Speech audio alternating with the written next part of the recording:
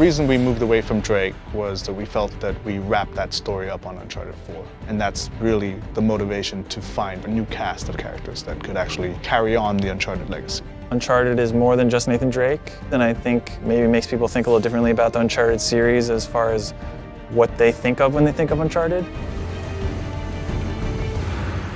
We started trying to keep it short. We started trying to keep it contained. But like all Naughty Dog games, you know, it's story-driven and we need the time to tell the story accurately. We needed to go into the past, dig a little deeper than, you know, the surface, and it just blew up. We started expanding to get character arcs developed, and before we knew it, it's a full game. We're treating it as seriously as an Uncharted game. The game could stand on its own as an entry in the series. It's going to be the sum of Uncharted's in terms of gameplay experience with some of our beloved characters, some of the most fan-favored characters. Well, there were many ideas on the table, like Sullivan and Sam's story, but they all were very closely related to U4, so we wanted something that was fresh, something that was new, and Chloe, being a fan favorite, we thought we would explore her story. Then we thought about, okay, well, who would be a good pairing with Chloe Frazer? We were like, well, what if Chloe Frazer wanted to explore her past, go back to India, to her roots, and what if she needed someone like Nadine Ross as a partner? We find these symbols. We find the tusk. And then that was the kind of jumping off point of these two interesting characters together. We can put them wherever we want. We know that there's going to be fun stuff happening, and Chloe is more improvisational. Nadine is more logical. We know that there's going to be great conflict if we throw those two together. That's supposed to happen? Dunno. Chloe Frazer has interest in the tusk of Ganesh, which is a treasure that's in India that is kind of close to her. Her father was an archaeologist. He had tried tracking down this tusk before in the past. So for Chloe, there's a personal attachment to the tusk. For Nadine Ross, she is on the verge of bankruptcy. She's lost Shoreline, and she desperately wants to regain control. That's where the characters start. Because of Nadine's military background, particularly with our villain, Sav, Chloe's brought her in to kind of help her out. He's just another warmonger with no war to fight. No, you don't know him like I do. He changes location and routines by the hour. We'd be foolish to take unnecessary risks. Let's get one thing straight. This is my gig. You want your share? We play by my rules. For Sav, as a villain, he is motivated by a code. He believes that he owns rights to this land, and he's fought a war that has kind of gone on for centuries. So recently he has started rekindling this war to profit. Giving the player more options, I think, would be the highest level, encompassing way to describe what we're trying to elevate even from Uncharted 4. We have all those things at our disposal again, rope climbing, driving, we have the winch, stealth options. We have lockpicking now, so we have crates of things that you can find certain weapons or treasures in.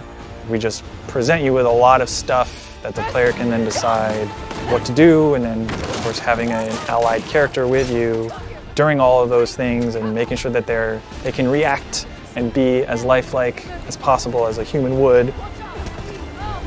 We're taking advantage of the buddy system by integrating more of the narrative.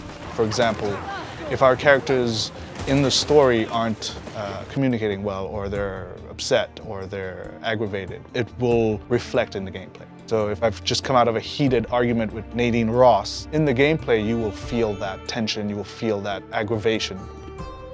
The challenge for us was this player-driven space. It's not open world, but it's vast, and you have player choice that you can go and experience it differently. There's things to find a true sense of exploration, but the goal being that you're just exploring and freely doing things, and then the story is still progressing in the way that they would expect from an Uncharted game. It's something we've never really done to the level that we're doing now in Uncharted.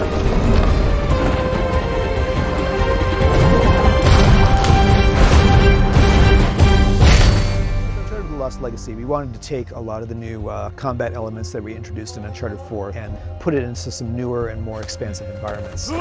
Chloe is the thief, the hustler, so we brought back mechanics that supported that, like the lock-picking mechanics. We wanted to give you options of you can go in like Nathan Drake, straight into combat and brawl and fight, or you can stealth. or you can avoid it completely. Hey, Frazer, we've got company up ahead. You know, we always have these big, bombastic action moments that kind of happen and the players react and use their core mechanics to figure out how to survive or get out of that situation.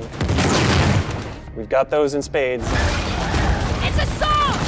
Get to the building! This is a collection or the sum of all that we thought were really awesome about the Uncharted series. We've seen and loved Chloe Frazer. We really don't know much about Chloe Frazer. So we go back to Chloe's past. We talk about her dad and his relation to the Western Ghats, to India, to Chloe. For the first time in an Uncharted game, we wanted to have the location have more meaning for our main character. So setting it in India, her being half Indian, adds a little bit of a dynamic to it that we've never had before. Let's get one thing straight. This is my gig. I think Chloe fans will get to see who this character is at a core level. She's somebody, if she gets into a sticky situation and feels like she can save herself before everybody else, she certainly will. We thought, well, what if this character had a job, her own job, where she had everything to lose? Would she be able to persevere and succeed and become the hero that we expect of an Uncharted hero?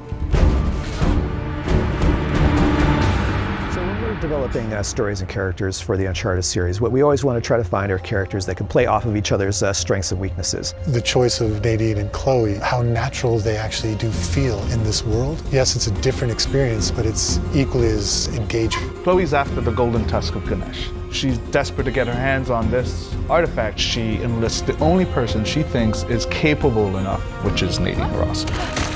So the Nadine Ross relationship is out of necessity. She is this badass fighter, very skilled, very trained. She provides Chloe an edge up. Chloe knows that Nadine has a history with Sav. They've worked together in the past. We don't necessarily know the details of that. Nadine has kind of fallen on hard times. She's now desperate for cash, desperate to regain Shoreline, and she's also in a position where she kind of needs the opportunity which Chloe provides. We get to see it start from this very contentious professional relationship and see kind of how these characters feel each other out and how they approach things. Can they work together? Is it not going to work out? You don't really know. It could go either way.